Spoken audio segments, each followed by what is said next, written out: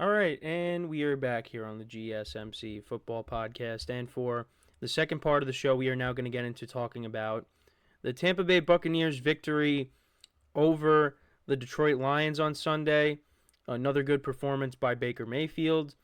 And yeah, last year, these were two teams that met in the playoffs, and the Lions were able to win that game. It was a good game, but this time, the Buccaneers were victorious, winning 20-16.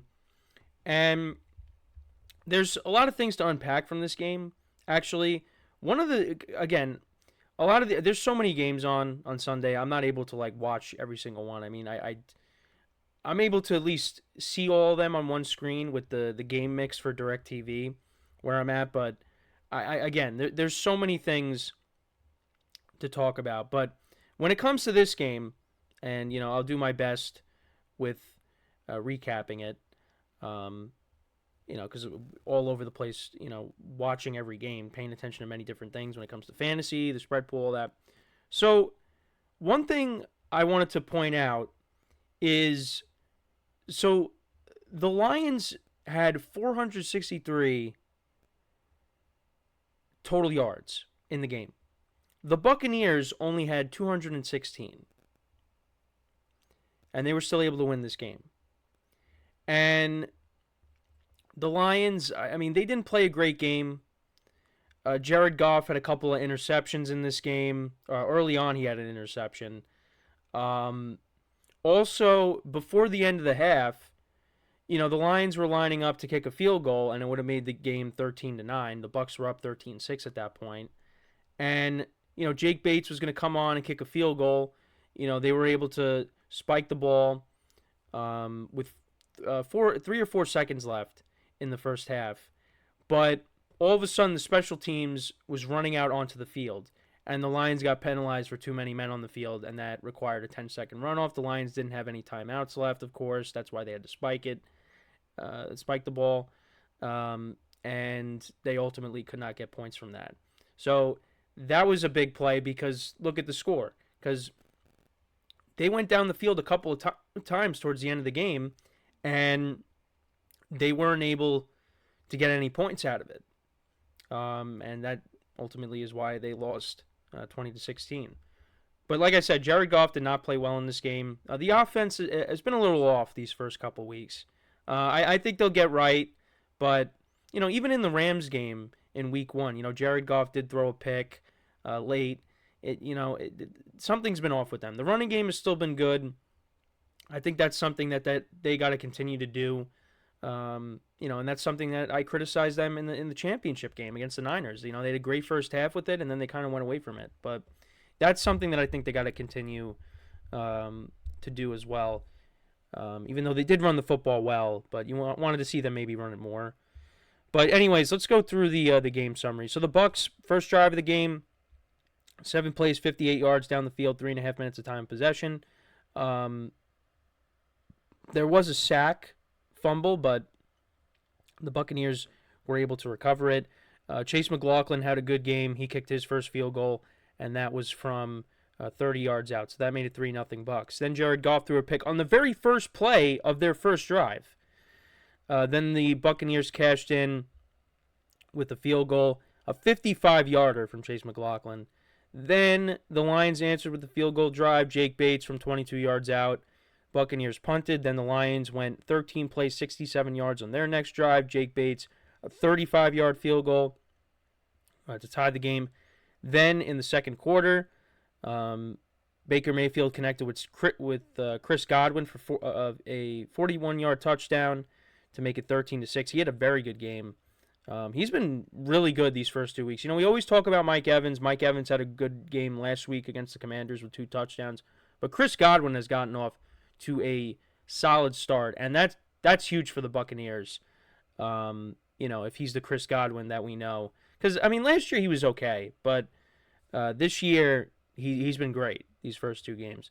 Lions punted on their next drive. Baker Mayfield then threw an interception that was intended for Mike Evans. Threw it into a lot of traffic. Was picked off by Brian Branch. And then, of course, I did go over the Lions mishandling that last possession before the half, with the too many men on the field. Then they kicked a field goal, though, to start off the second half. Jake Bates from 32 yards out to make it 13-9. Buccaneers punted. Lions then took the lead on their touchdown drive. They went 12 plays, 68 yards. David Montgomery scored from 1 yard out, so that put them up by 3. However, the Buccaneers did answer with the touchdown drive. They went 6 plays, 70 yards. An 11-yard scramble by Baker Mayfield on 3rd and 4. And then a touchdown run. I mean, I guess it was like a designed run or something. It was a quarterback draw. Ran it right up the middle, broke a couple of tackles, and scored. That was a great play by Baker to put them up 20-16. The Lions punted, and then the Buccaneers punted in the fourth quarter. Jared Goff threw another interception, so that was costly. And then they turned it over on downs a couple of times, the Lions did. The Buccaneers punted. Lions, they got down in the red zone. It was 4th and 8 from the 11. He dumped it off to Jahmyr Gibbs, but it was only a 5-yard gain, so they turned it over on downs there. And then the Bucs' next drive lasted, only 20 seconds. It only lasted 3 plays. They went 3 and out. Baker tried to hit Mike Evans on 3rd and 6, but that pass got batted down, and that stopped the clock. And the Lions also had 1 timeout left. Then they started driving. They got to the Buccaneers 26, but they couldn't get it done. And the Bucs ultimately win. So Baker Mayfield, he finished going 12 of 19 for 185 yards, 1 touchdown, 1 pick. He was their leading rusher. Rachaad White, I believe, got banged up in this game, so we'll have to keep an eye on his status going forward. Bucky Irvin had 22 yards rushing. Baker, 34 yards on the ground and 1 touchdown. Chris Godwin, like I said, had a good game. 7 receptions for 117 yards and a touchdown. Mike Evans had 3 for 42. Jalen McMillan, 1 for 21. Rachaad White, 1 for 5. K. Dotton had a couple of targets, but no catches. Baker Mayfield, a couple of fumbles in this game, but didn't lose any of them. The Buccaneers' defense was ravaged by injuries. Vita Vea got hurt in this game. There was no Antoine Winfield Jr., and they were missing a couple other guys, too. And that's something that many people were talking about. It's just the Bucs were dealing with a ton of injuries on defense, and they were still able to come away with the victory. That's an impressive win for them. And then as for the Lions, Jared Goff went 34 of 55, 307 yards, no touchdowns, 2 picks. They did do a fake punt early on in the game. Jake Fox, their punter, connected with Sione Vaki for a 17-yard gain, but I don't think did that amount to anything? I'm not sure, but yeah, that happened in the game. The Lions did run the ball for 139 yards and a touchdown. David Montgomery had a touchdown. Jahmyr Gibbs had 84 yards on the ground. Montgomery had 35. Jamison Williams also had a carry for 15 yards. He had another solid game, 5 receptions for 79 yards. But AmonRaSt.Brown had a big game, of course. Last week was a bit of a disappointment, but he bounced back, 11 receptions for 119 yards. Was targeted 19 times. Sam Laporta only had 2 receptions for 13 yards. They got to get him going. David Montgomery had 4 for 35. Khalif Raymond, 3 for 27. Tim Patrick had 2 for 12. Brian Branch, like I said, had the interception in the game. But who else? Another player that had a big game for the Lions was Aiden Hutchinson. He was tormenting Baker Mayfield. Now, Baker Mayfield obviously got the last laugh with the victory, but Aiden Hutchinson finished with 4.5 sacks on the day, and he has 5.5 sacks on the season. So he's off to a very good start to his season. But yeah, the Bucs got the last laugh, though. They go on to take on the Broncos next week, and then as for the Lions, they take on the Cardinals next week, who we are going to talk about in a little bit. Well, in the fourth segment, we got to talk about the Jaguars after this. But yeah, I mean, a solid game for Baker. I mean, didn't throw for a ton of yards, but that's a big win for the Buccaneers. I mean, they've looked good so far. You talk about the Lions. I mean, you want to see them run the football a little bit more, even though they did run the ball well in this game. I mean, the Buccaneers right now, their running game was really non-existent in this game when you have Baker Mayfield as their leading rusher. So I guess that's one thing to point to. You want to see them run the football better. Also, got to get your guys back. These are key players on the defensive side of the ball that you were missing in this game, that got hurt in this game.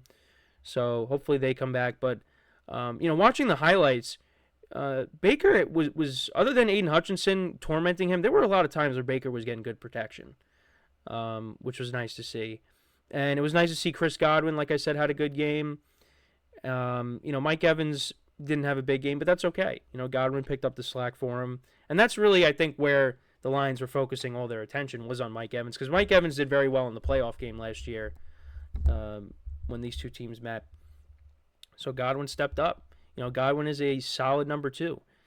So this team is 2-0, and they're tied with the Saints right now. You got the Falcons, who picked up that big victory against the Eagles the other night.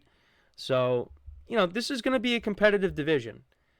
And the Panthers, they're, that distant 4th team right now, unless the Red Rifle, turns back the clock. But, yeah, that's a big win for the Buccaneers. Props to Baker Mayfield and that team to get it done.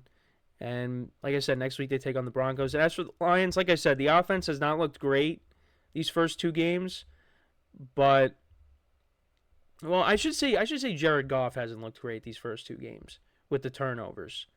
David Montgomery and that running game and Jahmyr Gibbs, they've looked good. Jameson Williams has looked good. AmonRaSt.Brown, of course, had a monster game. But, Jared Goff hasn't looked great. So I think I should tweak that a little bit. I shouldn't say the offense hasn't looked great, but Jared Goff's the quarterback. He's the one that distributes the ball to his playmakers, and he hasn't been spectacular to start off the year. But the Lions are 1-1. I'm not worried about them. It's early on in the season. They're gonna figure things out, and they have to, because I have them going to the Super Bowl. So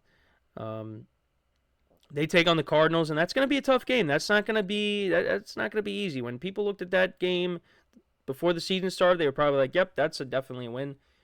No, sir, that is definitely not a win, an easy win, with how they just played against the Rams. So, let me know what you guys think about this game. What were some of your takeaways from it? Let me know in the comments. So, before we go to break, I do want to remind you guys once again to tip or donate and get your comments recognized. Make sure to go to the $ icon in the chat.